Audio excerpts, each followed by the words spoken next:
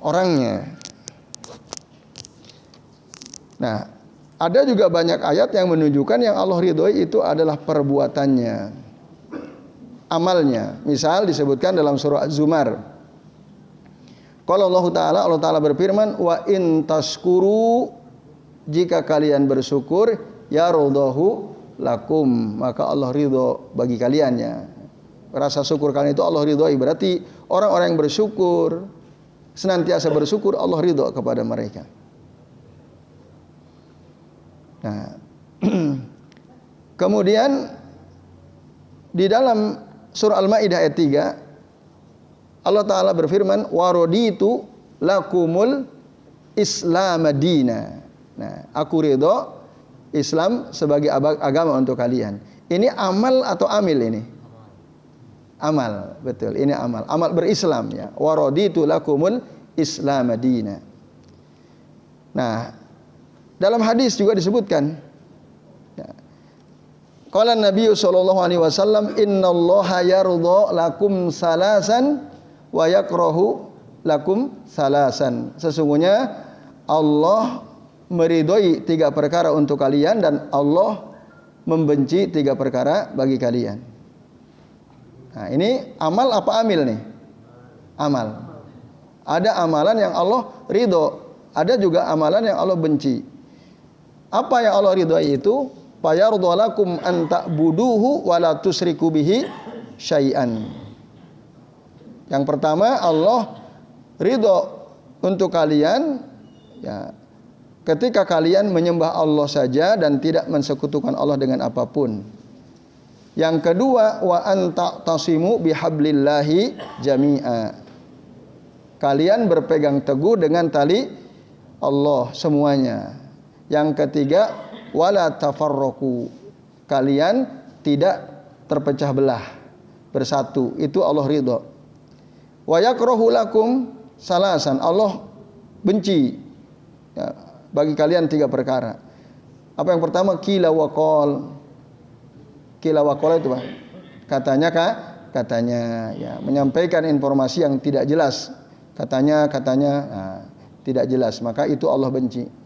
Wa kasratus su'al ya, wa kasratus su'al, banyak bertanya, maksudnya banyak bertanya yang tidak penting ya.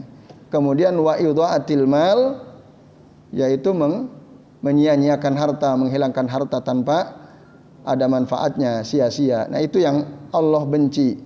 Nah, ini dalam riwayat yang lain menggunakan bukan yakrahu tapi yaskhatu lakum salasan. Allah murka bagi kalian 3 perkara. Penjelasannya tadi sama. Qila wa qol wa kasratus su'al wa idha'atul mal. Ya baik Bapak Ibu dan sekalian, ini dalil hadis Nabi riwayat Imam Muslim ya, yang disampaikan oleh Abu Hurairah radhiyallahu anhu menunjukkan bahwa ada amalan yang Allah ridhoi. Ya, sementara yang tadi di atas orang, ada hamba-hamba yang Allah ridhoi. Nah, oleh karenanya Bapak Ibu, ridho Allah itu dengan demikian merupakan apa? Sifatun sabitatun lillahi azza wajal. Ya, suatu sifat yang ya ada pada Allah azza wajal. Wahiyya fi nafsihi, melekat pada zatnya, walaysat say'an munfasilan anhu, bukan sesuatu yang terpisah. Jadi sifat ridho itu sifat yang ditetapkan ada pada zat Allah Ta'ala dan bukan sesuatu yang terpisah dari Allah Ta'ala. Sebagaimana yang diklaim oleh ahlu ta'til ya. Nah, jadi sifat yang melekat pada zat Allah. Yaitu. Dan ridho itu ya sesuatu yang sangat clear ya, jelas sekali. Ridho ya. Nah, ini Bapak Ibu dan jamaah sekalian rahimani wa rahimakumullah.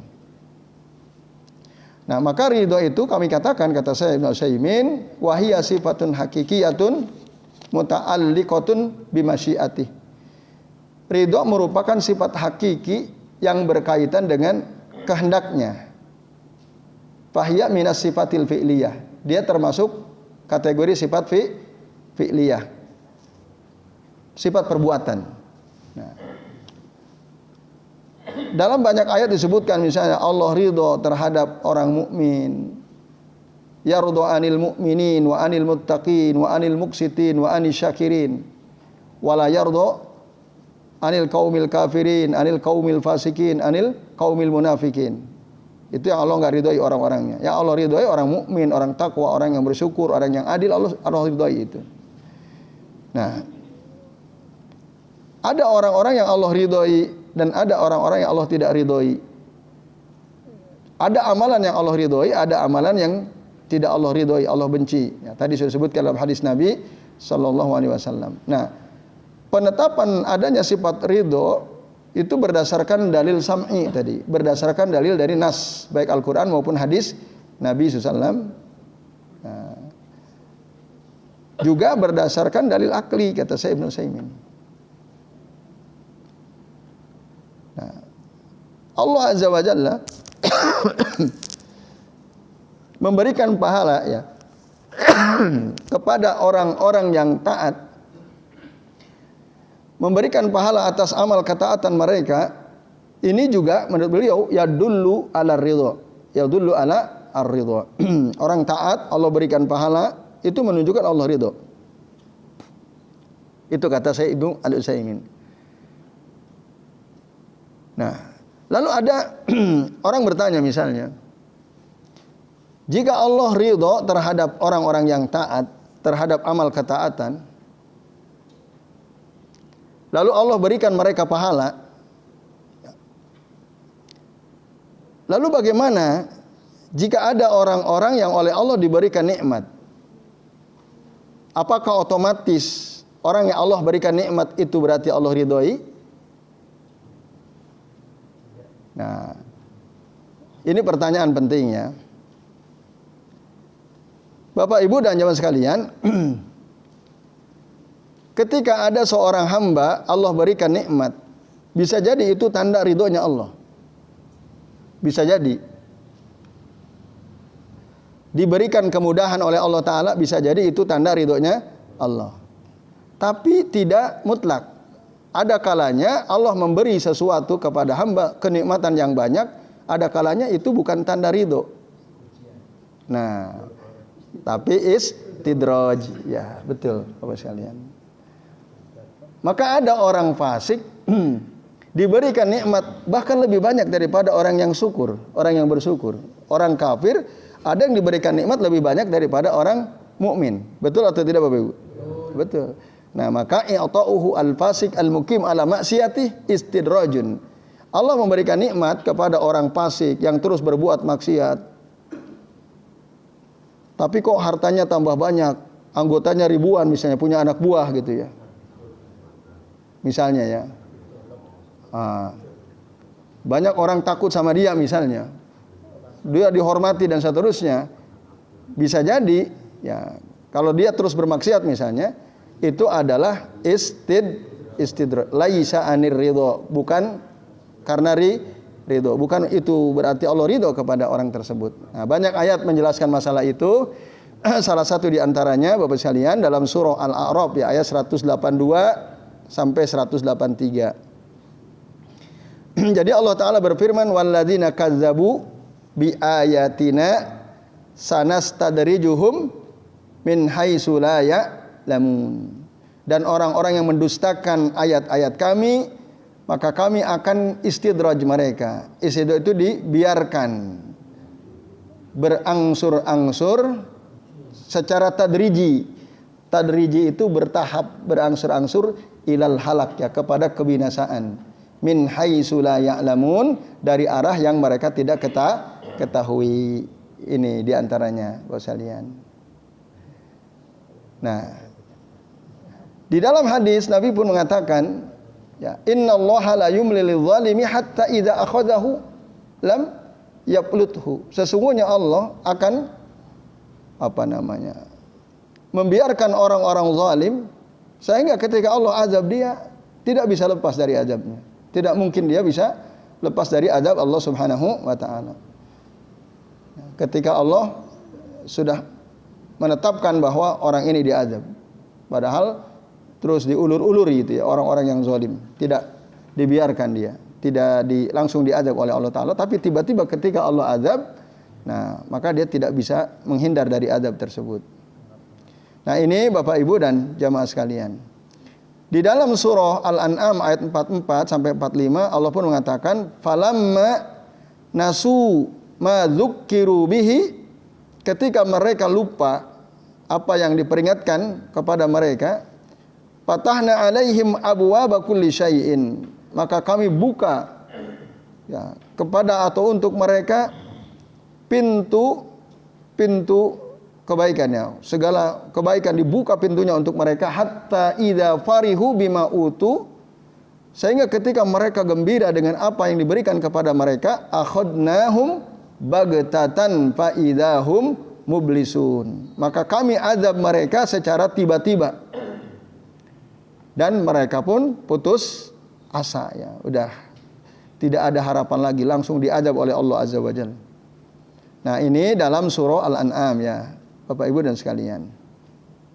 Nah, adapun apabila Allah memberikan pahala kenikmatan kepada seseorang yang senantiasa taat kepada Allah Ta'ala, orangnya taat ya, kepada Allah, semua perintah Allah dia amalkan, larangannya dia jauhi, lalu kemudian Allah berikan nikmat, Allah berikan pahala.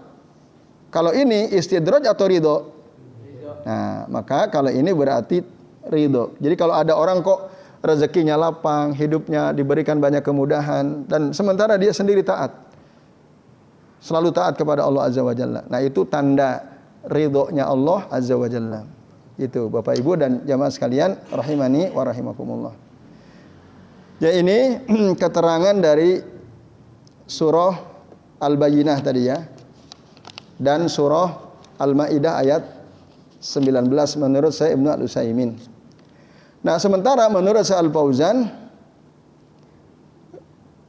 nah, radhiyallahu anhum wa radu anhu itu artinya Allah ridho kepada mereka dengan apa yang mereka kerjakan dari ketaatan yang khalisah lahu. Dan Allah ridho kepada, dan mereka ridho kepada Allah, radhiyallahu anhu. Mereka ridho kepada Allah itu artinya ridho dengan apa yang Allah berikan kepada mereka dari nikmat. Jadi mereka ridho karena mendapat nikmat dari Allah Ta'ala. Kalau kita kembali kepada surah Al-Bayyinah tadi, apa nikmat yang Allah berikan? Jazauhum jannatu adn. Nah, itu ya, tajri min tahtihal anhar. Itu yang Allah, mereka ridho terhadap pahala itu. Ada puas sekali mereka dengan nikmat yang sudah Allah berikan. Nah, lalu saya Al-Fauzan mengatakan, keridhaan Allah itu Bapak Ibu, huwa arfa'u darajatin na'im. Arfa'u darajatin na'im. Nikmat yang derajatnya paling tinggi itu adalah ridhonya Allah, kata Syekh Al-Fauzan ya. Sementara menurut Syekh Harras, ridho Allah itu, kata beliau, fahuwa a'zamu wa ajallu min kulli ma u'tu minan na'im. Ridho Allah itu merupakan sesuatu yang paling agung dari segala sesuatu yang Allah berikan kepada mereka dari nikmat. Nikmat Allah itu banyak. Nikmat yang paling agung, setinggi-tinggi nikmat itu adalah ridhonya Allah Azza wa Jalla. Kan ada maghfirahnya Allah ya, ada ampunan Allah, ada al-afu minallah, pemaafan dari Allah. Ada apa lagi? Kan kalau Ramadan itu kayaknya dibagi 3 ya. 10 hari pertama apa? Dapat maghfirah, dapat rahmat gitu ya. Terus itkun minan nar ya. Termasuk rahmatnya Allah Azza wa Jalla. Nah, di antara itu semua yang paling tinggi derajatnya itu ridho. Ampunan Allah berikan kepada orang yang berbuat dosa kan. Pemaafan Allah berikan kepada orang yang berbuat dosa. Ridho Allah tidak mungkin Allah berikan kepada orang yang berbuat dosa. Tapi kalau ampunan, pemaafan Allah mungkin Allah berikan pada orang yang berbuat dosa. Tapi kalau keridhoan Allah tidak mungkin Allah berikan kepada orang yang berbuat dosa. Rahmat Allah mungkin Allah berikan kepada orang fasik, kepada orang kafir mungkin. Walaupun kemarin kita udah bahas ya, rahmatnya sifatnya jasadiyah, duniawiyah ya. Tapi itu tanda kasih sayang Allah, Allah kasih. Tapi orang kafir, orang fasik, orang munafik tidak mungkin lan yanalu ridhollahi azza wajalla. Mereka tidak mungkin mendapat ridho Allah azza wajalla. Nah, orang yang mendapat ridho itu pasti dia adalah orang yang diampuni, orang yang mendapat rahmat. Jadi dia tadi arfa'u darajatin naim. Nikmat yang paling tinggi derajatnya adalah ridho. Kata Syekh Al-Fauzan. Sementara kata Syekh Harras, ya, a'zamu wa ajallu min kulli ma'utu minan na'im. Jadi suatu nikmat yang paling besar yang dari segala sesuatu yang Allah berikan daripada nikmat kepada hambanya itu. Mana dalilnya kalau ridho itu arfa'u darajatin na'im atau a'zamu wa ajallu min kulli ma'utu minan na'im? Nah, dalilnya disebutkan di dalam surah At-Taubah ayat 70, ayat 72 ya. Allah Ta'ala berfirman, waridwanum minallahi akbar. Nah, itu dasarnya. Dan keridhaan dari Allah itu yang paling besar. Itulah yang paling besar. Nah, ini dasarnya dari surah At-Taubah ayat 72. Dalil ini menunjukkan bahwa keridhaan Allah itu merupakan arfa'u darajatin na'im atau a'zamu wa ajallu min kulli ma'utu bihi minan na'im. Kata dua ulama ini ya. Nah, Bapak Ibu dan hadirin sekalian, lalu apa makna ridho dari hamba kepada Allah? Tadi kan ada radhiyallahu anhum wa radu anhu. Nah, makna ridho dari makhluk kepada Allah, Bapak Ibu dan sekalian, menurut keterangan dari Syekh Al-Fauzan rahimahullah atau hafizahullah taala, wa ridhahum anhu au anillahi azza wa jalla huwa ridha, ya, kullun minhum au ridha kullin minhum bimanzilatihi. Keridhaan dari setiap mereka hamba-hamba Allah bimanzilatih, dengan kedudukannya yang dia tempati itu, hatta yazunna, sampai dia mengira annahu, bahwasanya dia lam yu'ta ahadun khairan mimma utiya, sampai dia mengira tidak ada seorang pun yang diberikan nikmat seperti yang Allah berikan kepada dirinya. Nah, itulah ridho makhluk kepada Al-Khaliq Allah. Jadi nanti Bapak Ibu sekalian, ya, di sorga ya, ada hamba-hambanya yang merasa, oh, ini nikmat besar sekali. Tidak ada seorang pun yang Allah beri nikmat seperti aku terima ini. Padahal sebenarnya masih banyak. Nah, ketika dia merasa seperti itu artinya dia ridho dengan Allah Ta'ala. Gitu. Nah, itu maknanya. Nah, itu juga diperkuat oleh Syekh Harras. Beliau juga mengatakan, jadi ridho al-makhluk anillahi azza wa jalla fa huwa ridho kullin minhum bimanzilatihi mahma kanat wa sururuhu biha hatta yazunna annahu lam yu'ta ahadun khairan mimma utiya. Hampir sama persis ya apanya penjelasannya baik dari Syekh Al-Fauzan maupun dari Syekh Harras ya tentang ridho makhluk kepada Allah, zat yang maha menciptakan. Nah, ini Bapak Ibu dan jamaah sekalian. Nah, lalu Syekh Harras memberikan kritik terhadap Asy'ariyah dan Mu'tazilah. Ahli sunnah memahami ridho itu merupakan sifat hakiki lillahi azza wajalla, alama yaliku bih, sesuai dengan keagungannya, dan tidak sama gitu. La wala tasabbaha ma yattasifu bihil makhluk min zalik. Tidak sama. Sifat ridho Allah dengan makhluk itu tidak sama. Walaupun tadi di surah Al-Bayyinah kan disebutkan radhiyallahu anhum wa radu anhu. Ridhonya Allah kepada makhluk dengan ridhonya makhluk kepada Allah itu beda. Maka dikatakan di sini sifat hakikiyah lillahi azza wa jalla alama yaliku bihi wala tasabbaha ma yattasifu bihi al makhluk. Tidak sama dengan sifat ridho yang ada pada makhluk gitu. Walaupun sama-sama, nah, sifat itu sama-sama disebut ridho. Nah, orang Asy'ariyah, Mu'tazilah itu mereka menafikan. Jadi enggak ada itu. Ya, menafikan berarti meniadakan sifat ridho kepada Allah.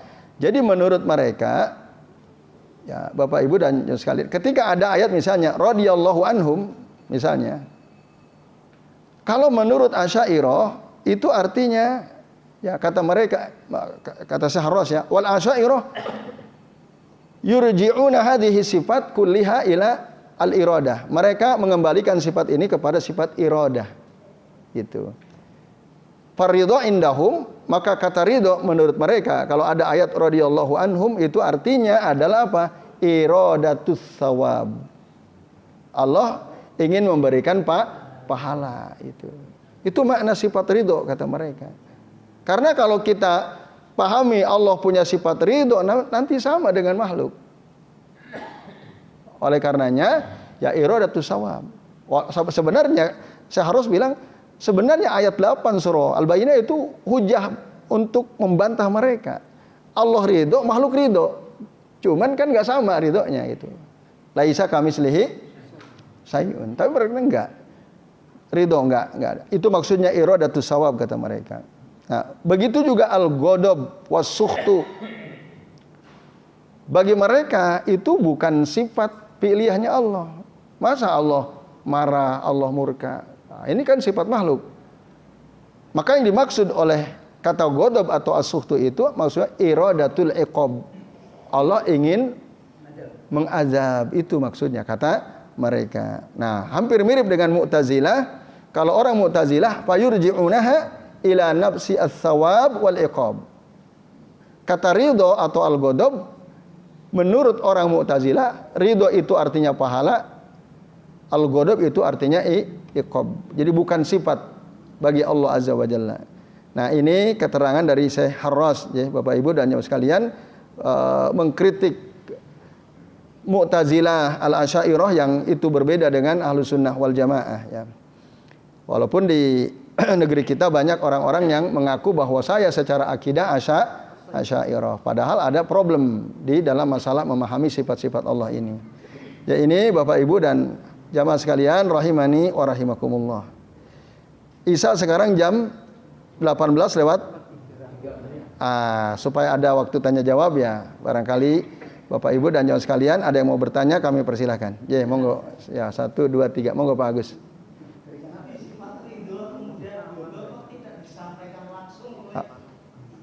Rasulullah tentunya lewat malaikat Jibril, Pak. Namun lewat Syekh Ihsan yang mengarang ini, Pak, yang usianya jauh di bawah Nabi Muhammad, Pak.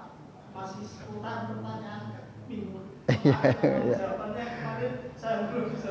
Oh, belum bisa. Ya, oke, baik. Jadi kenapa tadi gimana lagi bagus? Kenapa? Disampaikan langsung oleh Rasulullah tentunya lewat malaikat Jibril.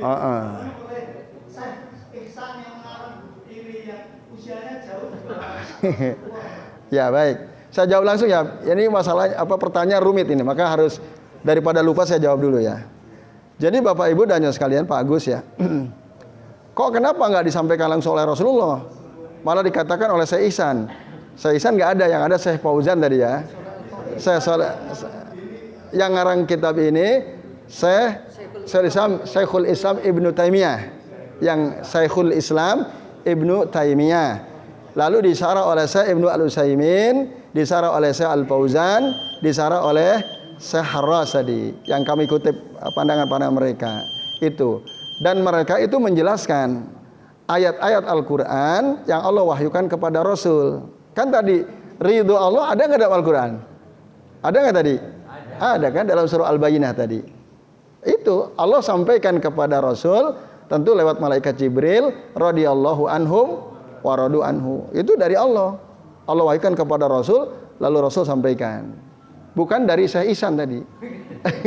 Bukan dari Syekhul Islam Ibnu Taimiyah, bukan. Tapi beliau mengutip ayat. Iya, sumbernya dari Al-Qur'an dan dari Rasul. Nah, Rasul tadi yang hadis itu, innallaha yardha lakum salasan. Sesungguhnya Allah itu ridho untuk kalian 3 perkara. Itu bukan dari Syekhul Islam Ibnu Taimiyah, bukan. Tapi dari Allah dan dari Rasulnya. Jadi itu bagus. Sudah jelas ya? Nah, yang ulama-ulama yang kami sebutkan namanya itu menjelaskan. Beliau menjelaskan. Jadi Allah a'lam bishawab. Nah, Pak Nasir mohon maaf, antum terakhir karena tadi angkat tangannya Pak Agus dulu, baru Mas Nurholis, baru antum. Ya. Saya akan singkat Ya. Ya. Yang saya tanyakan dalam ibadah itu kan kalau nggak ada dalilnya, apakah Allah akan meridhoi dan dapat kita atau apa? Ya. Ibadah yang dilakukan tanpa dalil, apakah Allah ridho atau Allah murka gitu ya? Itu Pak Mas Rolis. Jadi, makasih. Monggo Pak Nasir terakhir. Kan kita kalau berdakwah itu kadang-kadang menuju ridho Allah ya. Kalau ridho Allah kita kemukakan, itu belum tentu ya manusia mengharapkan ridho. Belum tentu manusia mengharapkan ridho Allah. Jadi dakwah menyampaikan agama ini, Ya. yang bisa katakan meminta masa ridho Allah bisukinas. Barang siapa mencari ridho Allah, tapi dibenci oleh manusia. Manusia tidak ridho. Itu mana yang Enggak, itu kata-kata siapa itu? Kata-kata siapa tadi? Yang antum kutip ini kata-kata siapa? Kalau Ustaz saya. Ulangi perkataannya. Ini kan penting. Antum jangan asal nyomot ngutip kata ini. Bisukinas. Barang siapa yang mencari ridho Allah tapi dibenci oleh tidak diridhoi oleh manusia, itu yang dimenangkan bagaimana? Atau kalau bisa semuanya gitu, Allah ridho. Oh, dalam dakwah gitu ya. Ridho, gitu. Oke, baik. Terus ada pertanyaan, pernyataan. Oh, itu bukan pertanyaan. Kalau gitu nggak usah jawab berarti kan? Ada barang dua, itu mana yang diutamakan? Dua itu berbeda. Mana yang diutamakan, ini pertanyaan atau pernyataan? Mana yang diutamakan ini? Ya. Ya, baik. Terima kasih Pak Nasir. Yang pertama Mas Walis ya. Orang yang beribadah tidak ada tuntunannya gitu tadi ya. Nah, apakah Allah ridho? Tentu Allah tidak ridho. Allah tidak akan ridho karena kita mengamalkan amalan tanpa tuntunan gitu ya, tanpa tuntunan. Iya, dosa bahkan ancamannya banyak ya. Nah, ancamannya dia akan nanti tertolak, tidak bisa masuk ke telaganya Rasul, dibangkitkan dalam keadaan wajahnya hitam. Yaumat tabyaddu wujuhu wa taswaddu wujuh. Kata Ibnu Katsir, orang yang iswadda wujuhum itu min ahli sunnah. Wa amma wa taswaddu wujuhum, orang yang menghitam kelak nanti di hari akhir adalah min ahlil bid'ah. Orang-orang yang suka berbuat bid'ah itu nanti dibangkitkan dalam keadaan wajahnya hitam. Itu tafsir dari Ibnu Katsir ya ketika menafsirkan yaumat tabyaddu wujuh wa taswaddu wujuh. Kemudian yang kedua, ancaman bagi orang yang melakukan amalan tanpa tuntunan adalah kelak nanti ketika dia akan masuk ke telaganya Rasul, apa kata Nabi? Lalu digiring ke sebelah kiri. Rasul mengatakan ummati ummati, itu umatku umatku. Lalu kemudian kilalahu dikatakan kepada beliau, innaka la tadri ma ahdasu ba'dak. Sesungguhnya engkau Muhammad tidak tahu apa perkara baru yang mereka lakukan setelah engkau meninggal maksudnya. Akhirnya Rasul setelah dapat keterangan itu fasuhqa menjauh kalian. Walaupun Rasul tahu itu umatnya karena wajahnya bercahaya, kedua tangan kakinya bercahaya, tapi diusir oleh Nabi karena melakukan perbuatan amalan bid'ah. Jadi Allah tidak ridho ya. Yaitu. Kemudian yang terakhir Pak Nasir, kalau antum tanya mana lebih baik?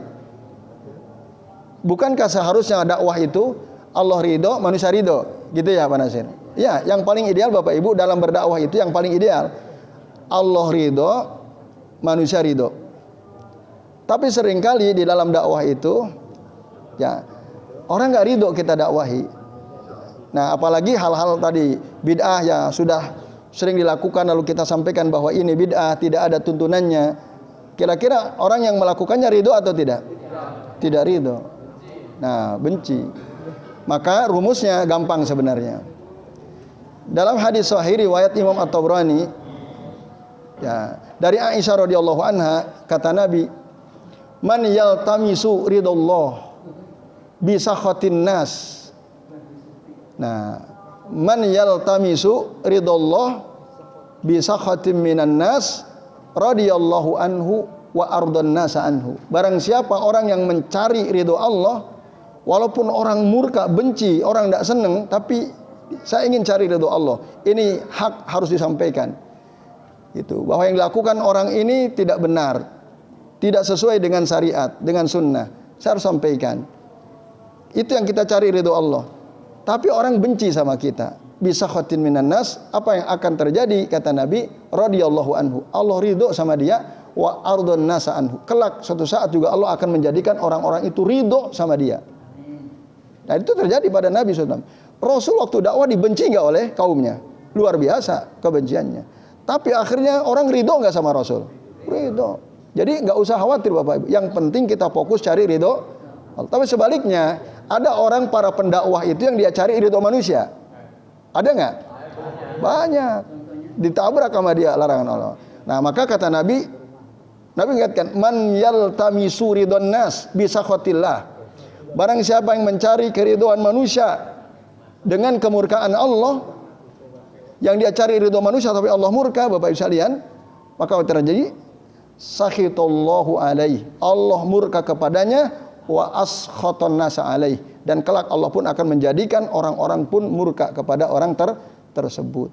Nah, lagi dakwah, gojek, bercanda misalnya. Lalu orang tertawa terbahak-bahak, tapi kata-katanya banyak yang keji. Omongannya itu kotor. Ya, orang seneng nggak? Ridho nggak orang? Ketawa terbahak-bahak kan, menyenangkan orang. Padahal celaan yang dia ucapkan dalam dakwahnya itu dibenci oleh Allah Ta'ala. Wailul likulli humazatil lumazah. Ya, celakalah orang yang suka mencela, mencaci maki. Kan ada nggak orang kalau dakwahnya suka mencela sana, mencela sini, memaki sana? Ada ya? Nah, yang tidak layak dicela misalnya. Tapi ya orang seneng gitu, orang ridho. Dimanapun dia berdakwah, yang datang banyak gitu. Nah ini nanti Pak Bu, Allah murka sama orang ini kata Nabi, wa askhatan nasa alaih, dan kelak Allah pun akan menjadikan orang juga murka sama orang itu. Wallahu a'lam bishawab. Mari kita akhiri dengan doa kafaratul majlis. Subhanakallahumma wa bihamdika asyhadu an la ilaha illa anta astaghfiruka wa atubu ilaik. Wa sallallahu ala Muhammadin wa ala alihi wa sahbihi wa baraka wa sallama alaihim ajmain. Billahi taufiq wal hidayah. Wassalamu alaikum warahmatullahi wabarakatuh.